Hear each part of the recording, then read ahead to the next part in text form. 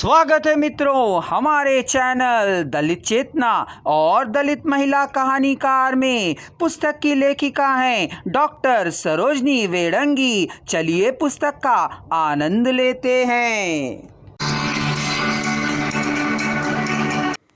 इस कहानी में एक पंडित द्वारा ग्रामीण बोली का प्रयोग लेखिका ने स्पष्ट किया है कि वातावरण का प्रभाव पात्र पर किस सीमा तक पड़ता है। मेरे पिताजी के कहने पर हमारे आदमियों ने तो उन्हें अधमरा कर दिया। खूब चमार तो भंगियों के छप्परों में घुस गया, इसलिए उसे छोड़ दिया, नहीं तो उसकी तो कहानी ही खत्म हो जाती।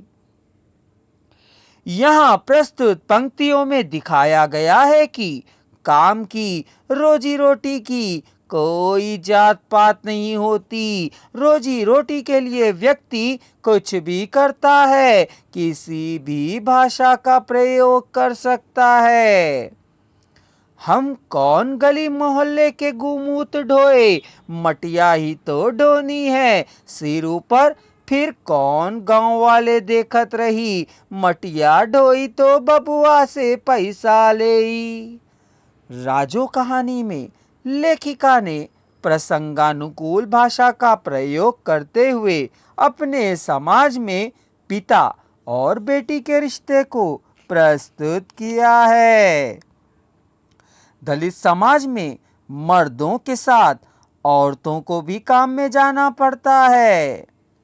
अधिकतर मर्द शराब पीते हैं और औरतों की रकम पर ही जीते हैं। यहाँ राजो कहानी में भी राजो का पिता शराब पीता है और सारा भार राजो पर पड़ता है। हाँ, तू बूढ़ा हो गया है, इतने सारे पिल्ले तूने मेरे लिए पैदा किए। तू अपना पेट नहीं भर सकता, तू मालिकों की नज़र में मुझे भी नहीं बचा सकता। तेरे बस का अब कुछ नहीं है। हाँफते हुए राजो ने अपने शरीर को बाप को धक्का देकर घर से बाहर कर दिया और दरवाजा बंद कर फूट फूट कर रोने लगी। इस प्रकार चयनित कहानियों में लेखिकाओं ने प्रयुक्त प्रसंगानुकूल भाषा का प्रयोग किया है। यह भाषा कहानी को गति देने में भी सहायक है। वैचारिक भाषा। हिंदी दलित कहानियों में लेखिकाओं ने वैचारिक भाषा का प्रयोग किया है। यह भाषा मनोविश्लेषणात्मक शैली का अन्य रूप कहा जा सकता है, जहां मन के उपायों और द्वंद्वों का चित्रण मिलता है।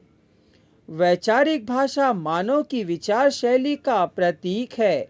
यहाँ पूर्व दीप्ति शैली का प्रयोग भी मिलता है। टूटता वहम में लेखिका ने इसी भाषा का प्रयोग किया है।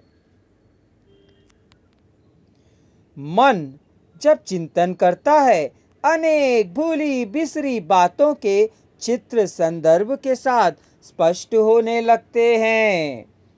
जिन बातों का पहले कभी ख्याल में ना आया हो, वे भी कभी स्वयं बिखर बिखर कर अपना बदाया देने लगते हैं। कहानियों में वैचारिकता चित्रण के विकास और प्रवाह के लिए अत्यंत आवश्यक है। वैचारिक भाषा व्यक्ति के चरित्र को व्यक्त करने में सहायक होती है। दलित जीवन का वास्तविक चित्र इसी भाषा के माध्यम से प्रस्तुत किया जा सकता है। अगर आप संपूर्ण वॉइस को एक ही साथ सुनना चाहते हैं तो डिस्क्रिप्शन बॉक्स में दिए जा रहे लिंक को क्लिक कर लीजिए।